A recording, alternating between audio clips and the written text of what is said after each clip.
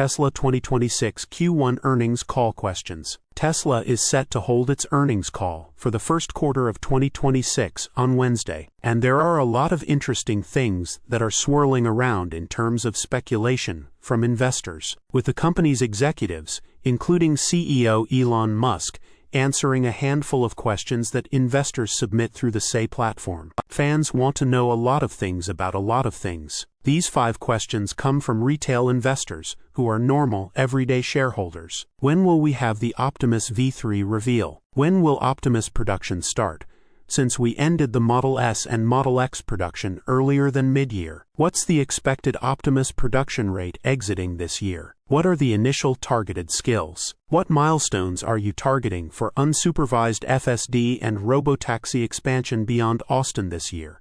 And how will that drive recurring revenue? How will Hardware 3 cars reach unsupervised full self-driving? When do you expect unsupervised full self-driving to reach customer cars? When will robotaxi expand past its current limited rollout? Additionally, these are currently the 3 questions that are slated to be answered by institutional firms, which also answer a handful of questions during the call. Now that FSD has been approved in the Netherlands and is expected to launch across Europe this summer, can you discuss your robotaxi strategy for the region? What enabled you to finish the AI5 tape-out early, and were there any changes to the original vision? Last week, Elon said AI5 will go into Optimus and the supercomputer, but 1 month ago said it would go into the robotaxi. Has AI5 been dropped from the vehicle roadmap? Given the recent NHTSA incident filings, can you update us on the robotaxi safety data? If safety validation remains the primary bottleneck,